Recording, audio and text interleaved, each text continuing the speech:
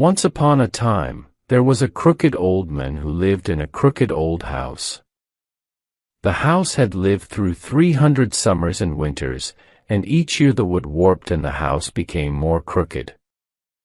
The old man had not been crooked when he moved in there, but just as the moisture warped the wood, the house warped the man.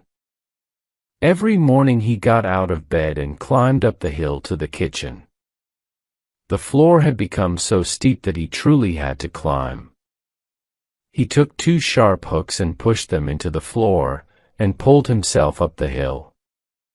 Once he was in the kitchen, he made his morning tea and his breakfast, and there was one part of the floor that was so warped that he could sit in it.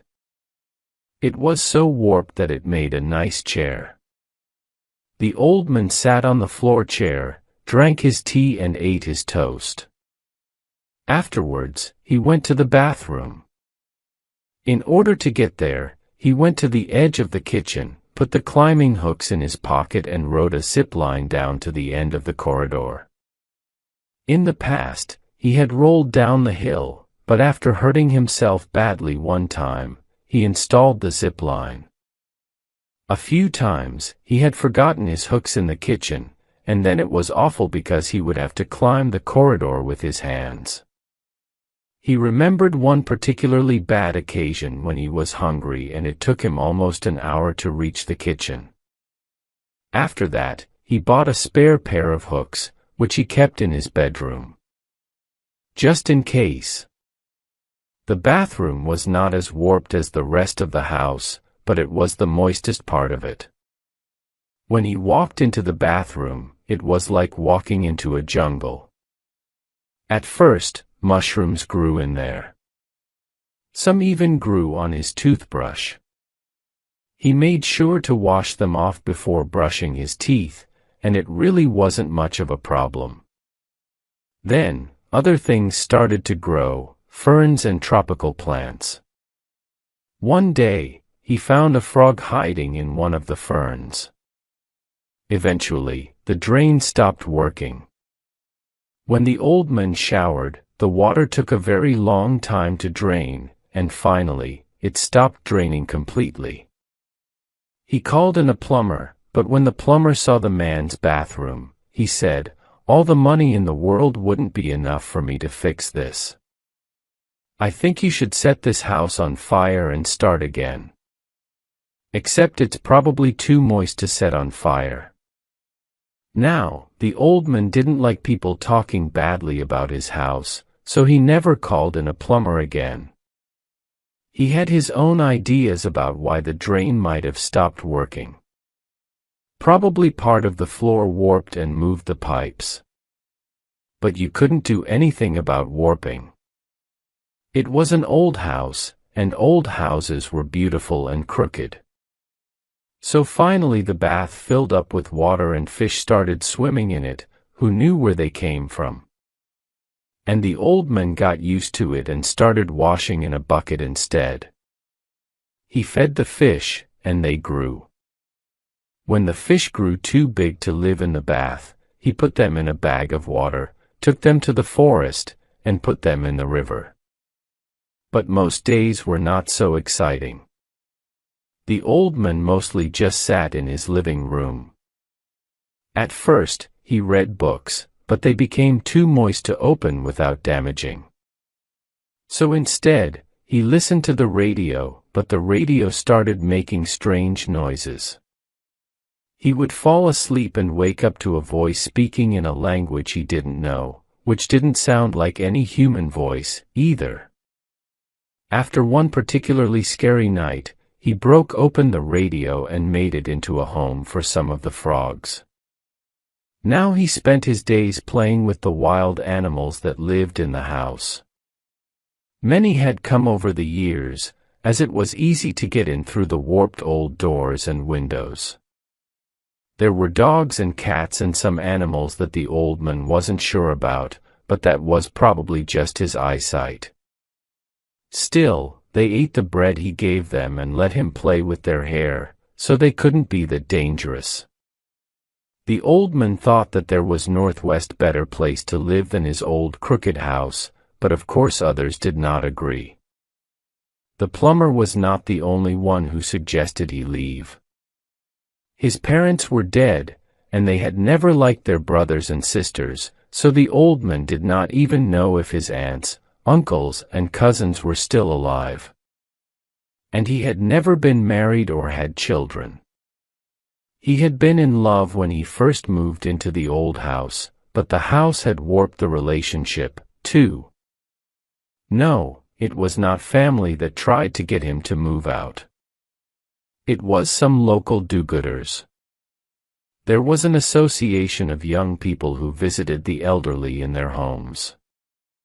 The old man had never been interested in such associations. He didn't like to think of himself as elderly. The young people knocked on his door, and when they told him they were from the association, he said, "No, thank you," and shut the door in their face. This didn't work so well, though, because the door was warped and didn't shut properly. The young people from the association came knocking several times, and each time the old man shut the door in their face, but one day, they brought a carrot cake in a tin. And it just so happened that the old man needed a new tin. All his old tins had become warped like the house.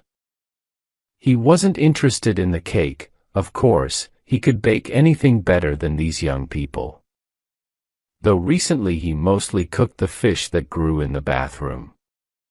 But that tin. He wanted that tin. So he allowed them inside. At first, they pretended to find the house charming, and said all sorts of things like, "It's so interesting how the floor goes up here," and, "A zip line indoors. Wow, that's fun." He invited them into the kitchen for tea, but when they saw the climb, they said that was quite all right.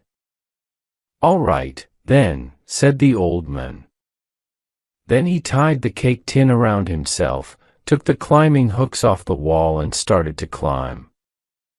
The next time the young people from the association visited, they didn't pretend to like the place. Instead, they said things like, "Are you really comfortable here?" and, "There are homes you could live in with other people, and they cook and clean for you." "No, thank you," said the old man, grabbing the tin of chocolate cake they had brought. He hated to admit it, but their carrot cake had been very good. "If that's all you have to say, then don't come round here again." He thought for a moment. "Actually, you can bring cake. Just leave it by the door." "Oh no," said the young people. "We do love visiting you. Why don't we sit and have a cup of tea?" So they pretended to be comfortable on the sofa surrounded by all the wild animals. It was very hard for them to pretend, because the floor under the sofa was so warped that they kept falling off. After that, the young people from the association stopped coming round. The old man thought it was a shame, because he really had liked their cake. But as long as he had the energy to climb up to the kitchen, he could certainly bake his own cakes, and he had 2 nice new tins to put the cake in. Though recently he had lost the energy to cook much. Instead, he just ate the mushrooms that grew in the bathroom. He didn't even have to climb up to the kitchen for that. One day, as the old man was zip-lining down from the kitchen, the zip line broke. Snap! He fell to the floor and rolled all the way to the bottom of the hill. The house started to shake, and the climbing hooks fell off the wall with a clang.